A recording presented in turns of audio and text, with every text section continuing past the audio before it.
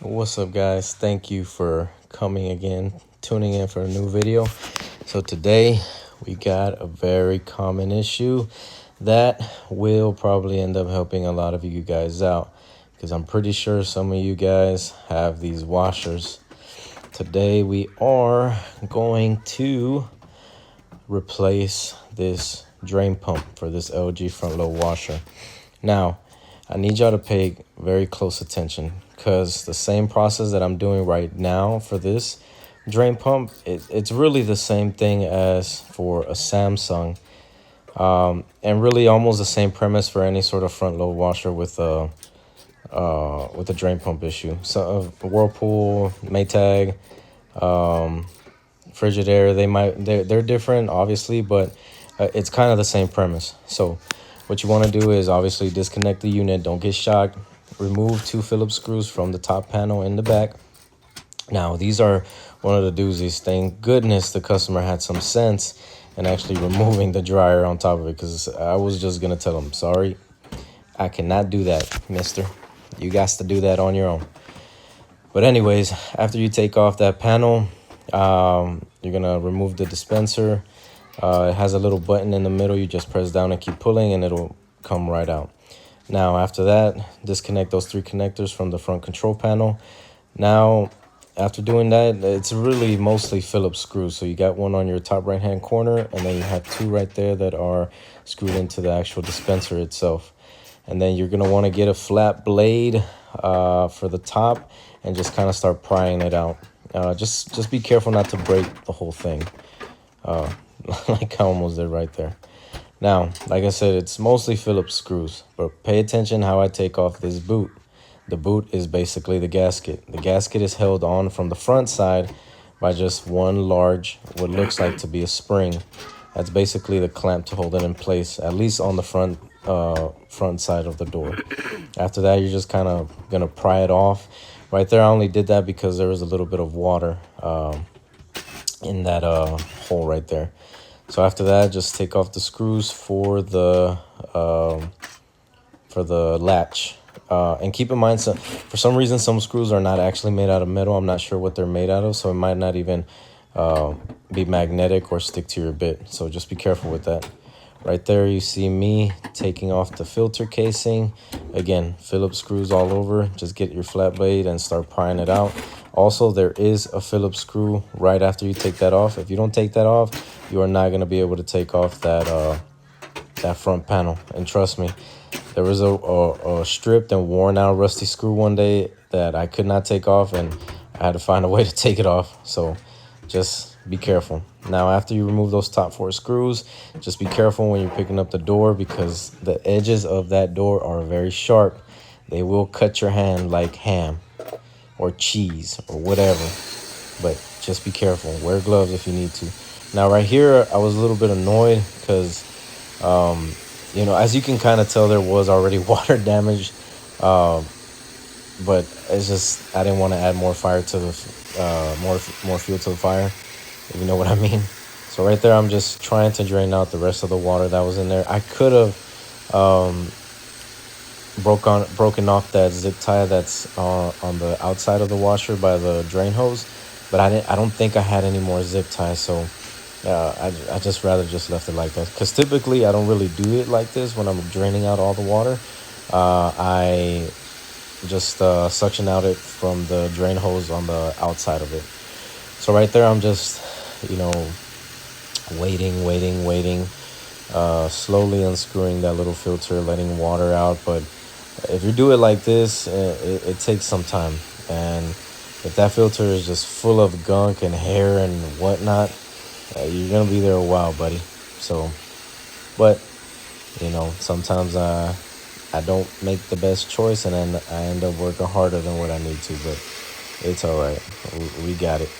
So just to kind of give you a quick rundown, what we're going to do right here, after we're done draining out that water or vacuuming all that water, we're going to remove those 2 hoses that are on top of that casing, which is the green one right there, and then that black one that's further in the back. After that, this one I think is only held on by 2 Phillips screws. Again, guys, Phillips screws. And then you're just gonna start prying it off and pushing it back where you can get the drain pump, which is on the left hand side. Now, when you are done with that filter casing, just be sure that there's nothing in there, and kind of peek your head in that black hose where you just remove that clamp, because sometimes, trust me, I don't know why this happens, but I tend to find a lot of chewed up debit cards stuck in there, and sometimes that's the main reason on why it's not able to drain. But you know, that's something for you guys to think about whenever you take these things apart. So just be careful. So after you kind of suction everything out, you are ready to start prying off that old drain pump. So now, give you better light. So right here, I believe we're gonna get a 10 millimeter head with a little ratchet. Well, at first I thought it had it, but this one doesn't. Like I said, it was held on by 2 Phillips screws in the front. Some of these washers are not identical. They always have different variations, so just be careful. So like I said, there you go. 2 screws, and kind of start prying it backwards. It's held on a tab at the bottom. You can't really see it, so you got to kind of push it back and pull upwards. So right there, you see those cables. Try to always put them back in the same position, because I'm not sure. I can verify, but I'll have to check. I'm not sure if you put them backwards, the thing might run backwards and that might not drain. And I'm trying to remember. I think that might have happened to me at the very beginning when I started doing the appliance repair. But just be sure you put everything back the way that it was. You know, I know it has that cover. Sometimes I put them back on, and sometimes I don't. I mean, it doesn't really matter. So long as, you know, the shock is not broken, it's going to be hitting on top of it. I mean, you guys are good. But either way, if that shock is broken, that washer is not going to be able to run properly. So, you know, you'll be fine. Now, when you are putting these screws on the drain pump, I know it looked like, you know, because the video's going pretty fast, I'm just drilling my drill all the way through. Now, I'm only drilling where it's tug, and then I get an actual hand screwdriver and start tightening them up. So tighten them up to the point where you can't really feel like you can twist it with ease anymore. That's the best way I can explain it. Just don't overdo it where you strip the screw itself and you strip it where you're trying to actually screw it onto. So right there, putting everything back into position. You see that middle piece where you're kind of supposed to slide the whole thing back into place. And you know it's in position when you can align the screws that was holding it on to in the very beginning. Now, there you go. So typically this repair in totality, you know, from start to finish, it typically takes me about maybe 30 minutes or 32 minutes. On a good day, on a fast day, 25. But as you could tell by the length of this video, is only 15. So this video is a little bit, you know, it's getting pacey. It's a little bit sped up. But that's only because, you know, I watch some videos online and I'm like, oh man, I wish I could watch it faster. I know I have the capability of actually putting it on 2-speed when I'm watching it, but, you know, just to save you some hassle, you don't have to do it yourself. I'll do it for you. But, you know, that's why just pause it if you get stuck somewhere. And also, if you are actually doing any of this of what I'm doing, what do I always say? Take pictures, my guys. Take pictures. Now, we are at that basically halfway mark, because now we are just going to work backwards. And you see, now I want to put back gloves on. I probably felt a little scrape, but that's fine. That's really all up to you. Now, I know we have to work backwards, but there are maybe one thing that you will have to kind of practice on and be patient with. So, when you put those screws back on, what you're gonna want to do is take your time with that boot. Now, the reason why is because sometimes when you don't know how to work that spring, you might not be able to get that boot back on. Or not the boot necessarily, but the spring that holds the boot in place the way that it should without getting frustrated. And trust me, these are the very easy ones, because there are some other ones that, oh man, if you don't use your brain on those before you try to put it back on, you are going to have a bad time. So just be careful and kind of pay attention. When you are putting that boot back on, just be sure that you're putting it on to the lip of the door. Make sure it's sitting well on all sides. And then what you want to do, you're going to get that spring. Try to place it in the middle or a little bit more to the right where you can get a good angle on it. You're going to get a pair of needle noses. You're going to put it on one hook on the right side and then start pushing towards the right.